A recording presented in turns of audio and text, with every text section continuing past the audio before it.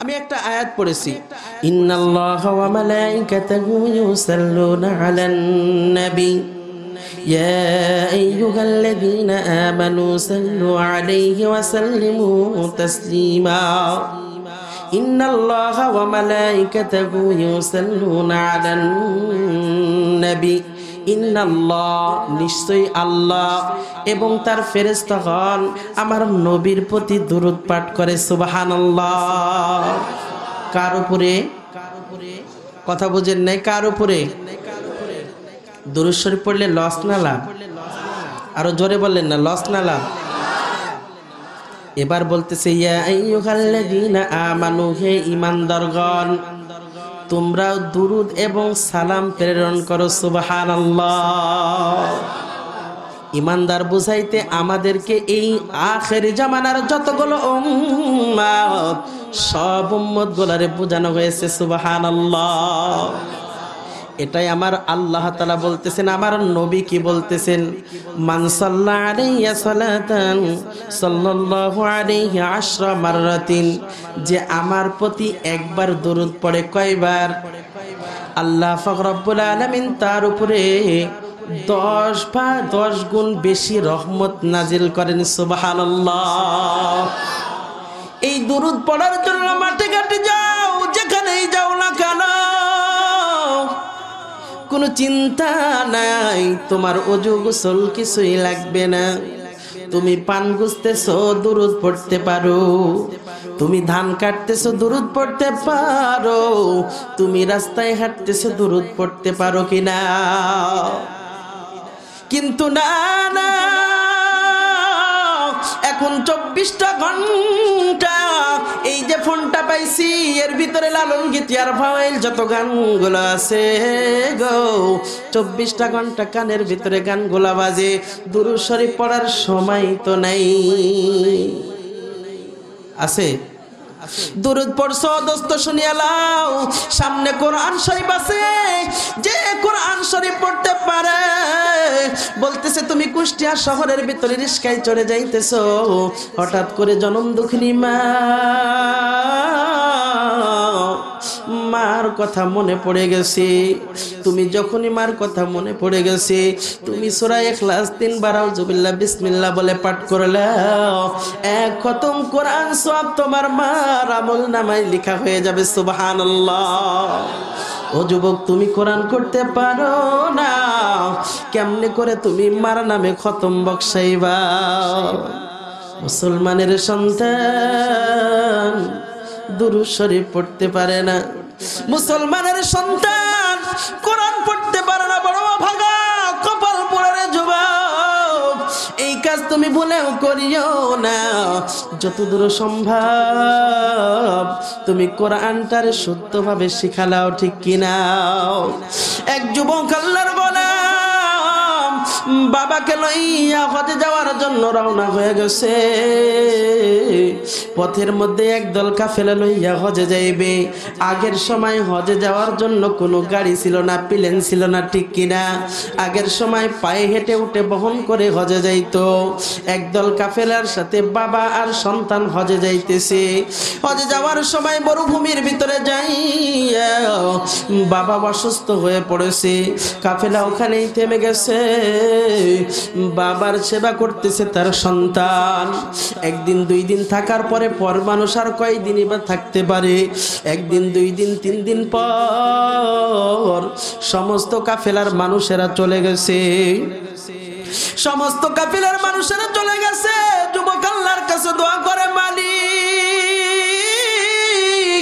আমরা তো তোমার কাজের জন্য, তোমাকে খুশির জন্য যাই, তোমাকে খুশির জন্য নবীর রওজা মোবারকে যাইতেছিলাম। পথের ভিতরে বাবা অসুস্থ, কেমনে যাইব? সকলেই তো আমারে ছাড়িয়া চলিয়া গেছে, আমি যাইতে পারি না, কারণ এইটা তো আমার বাবা। ও দোস্ত বলো না, বলো না, সমস্ত এলাকার মানুষ যদি আমার মা অসুস্থ হয় চলে যাইতে পারে, আমার বাবা অসুস্থ হয় সময় মানুষ চলে যাইতে পারে। ও যুবক, তুমি আর আমি কি সন্তান কি বাবারে ছাড়া যাইতে পারে? কথা বলেন না।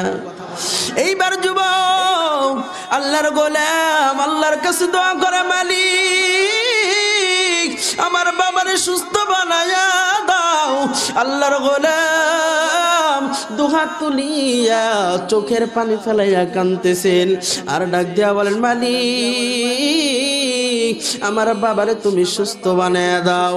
ঘটনাক্রমে অসুস্থতা বেড়ে গেছে, বেড়ে যাওয়ার কারণে ওই যুবক আল্লাহু আকবার আল্লাহর কাছে দোয়া করতেছে। ঘটনাক্রমে একদিন 4 দিন যাওয়ার পর ওই যুবকের বাবা দুনিয়া থেকে বিদায় হয়ে গেছে। সন্তান কাঁদে, বাবা এই মরুভূমির ভিতরে তুমি আমারে সেইটা চইলা গেলা গো, আমি কারে বলবো কারে বলবো গো। সবচেয়ে দুঃখজনক কথা হইল, ও দোস্ত ভালো করে কান খুলে শুনিয়া লও, সবচেয়ে দুঃখজনক কথা হইল ওই বেচারা মারা যাওয়ার পর তার চেহারাটা শুকুরের চেহারা হয়ে গেছে। নাউজুবিল্লাহ। ওই বেচারার চেহারাটা শুকুরের চেহারা হয়ে গেছে। যুবক আল্লাহর কাছে দোয়া করে, মালিক আমি কেমনে খবর দিব, বাবা মারা গেলে তো এলাকার মানুষে জানে, কিন্তু কেমনে জানাইব? আমার বাবা মারা যাওয়ার পর বাবার চেহারাটা শুকুরের চেহারা হয়ে গেছে। বড় চিন্তিত যুবক আল্লাহর কাছে দোয়া করতেছে, আমার বাবা চলে গেছে, মানুষকে খবর দিব কেমনে গো মালিক, আমার বাবার চেহারাটা শুকুরের চেহারা হয়ে গেছে। যুবক চিন্তা করতে করতে দোয়া করতে করতে তাবুর সাথে গিলান দিয়ে চোখের ভিতরে ঘুম, চোখের ভিতরে যখন ঘুম নামছে স্বপ্নের ভিতরে তাকায়া দেখে একজন সাদা পোশাক পরিহিত ব্যক্তি আসিয়া আর যুবকরে ডাক দেয়া বলে, ও যুবক কি এত চিন্তা করতেছো? ও দোস্ত বিপদের সময় প্রশ্ন বেশি করা যায় না। যুবক ডাক দেয়া বলে, ও সাদা পোশাক পরিহিত ব্যক্তি শোনো, আর কি বলবো গো, হজে যাইতেছিলাম, বাবা পথের ভিতরে অসুস্থ হয়ে পড়ছে, ঘটনাক্রমে আমার বাবা দুনিয়া থেকে বিদায় হয়ে গেছে। কিন্তু সবচেয়ে দুঃখজনক কথা কইল, আমার বাবা মারা যাওয়ার পর বাবার চেহারাটা শুকুরের চেহারা হয়ে গেছে। এই দুঃখের কথা কাউরে বলবো? মারা যাওয়ার খবরটা কেমনেই বা মানুষকে দিব? এই যুবক আল্লাহর কাছে দোয়া করতেছে, চোখের ভিতরে ঘুম চলে আসা অবস্থায় তো এই মুরব্বী চলে আসছে। ডাক দেয়া কয়, যুবক কোনো চিন্তা নাই, আসো আমার সাথে, আসো দেখি তোমার কি হয়েছে। যুবক ডাক দেয়া কয়, কি করবেন? কয়, তোমার চিন্তা নাই, চলো তোমার বাবার কাছে চলো, তোমার বাবার চেহারাটা আমার একটু দেখা দাও। আল্লাহু আকবার কোন। যুবক ডাক দেয়া কয়, ও বাবা কি করলা দুনিয়া থেকে বিদায় হয়ে গেল গো, কিন্তু তোমার চেহারা খালি শুকুরের চেহারা হইয়া গেছে, কাউরে দেখাইতেও পারি না। এই যুবক কান্দতে কান্দতে চোখের পানি ফানায়া কাফনটা আস্তে করে জামাটা ছড়াইয়া মুরব্বীর চেহারাটা দেখাইছে। তাকায়া দেখে চেহারাটা শুকুরের চেহারা হয়ে গেছে। যুবকরে ডাক দেখো, ও যুবক চিন্তার কোনো কারণ নাই, আসো দেখি তোমার বাবার, তুমি একটু সরে দাঁড়াও, তোমার বাবার চেহারাটা আমারে দেখতে দাও। চেহারাটা দেখিয়া চেহারাটার উপরে আস্তে করে ডান হাতটা সুন্দর করে বোলাইয়া দিয়েছে। আল্লাহু আকবার, আল্লাহু আকবার কোন। সঙ্গে সঙ্গে চেহারাটা সুন্দর চেহারা হয়ে গেছে। সুবহানাল্লাহ, আল্লাহু আকবার। সঙ্গে সঙ্গে চেহারাটা সুন্দর চেহারা হয়ে গেছে। যুবক সঙ্গে সঙ্গে খুশি হয়ে গেছে। এইবার সাদা পোশাক পরিহিত ব্যক্তিকে ডাক দেয়া কয়, ও সাদা পোশাক পরিহিত ব্যক্তি বলো, তোমার পরিচয়টা এইবার বলো। সাদা পোশাক পরিহিত ব্যক্তি ডাক দেয়া কয়, ও যুবক ভালো করে শুনিয়া নাও, চিন্তার কোনো কারণ নেই। যুবক ডাক দেয়া কয়, ও সাদা পোশাক পরিহিত ব্যক্তি, আগে তুমি বলো তোমার পরিচয়টা কি? ওই সাদা পোশাক পরিহিত ব্যক্তি ডাক দেয়া কয়, ও যুবক শুনিয়া লও, আমি দুনিয়ার কোনো সাধারণ মানুষ নই। সুবহানাল্লাহ, আমি দুনিয়ার কোনো সাধারণ মানুষ নই। আমি হইলাম দু জাহানের সরদার আকে নামদার তাজদে মদিনা রাসূল করিম সাল্লাল্লাহু আলাইহি ওয়াসাল্লাম। সুবহানাল্লাহ। সঙ্গে সঙ্গে ভুল স্বীকার করিয়া যুবক ডাক দেয়া কয়, ওগো নবী ভুল হয়ে গেছে, আপনার পরিচয় বুঝতে পারি নাই, আমারে ক্ষমা করিয়া দিবেন। আপনি কেমনে আসলেন, কে আপনারে খবর দিল? আমি তো বাবার মৃত্যুর খবর কাউরে দিই নাই, আপনি কেমনে আসলে আমারে বলেন।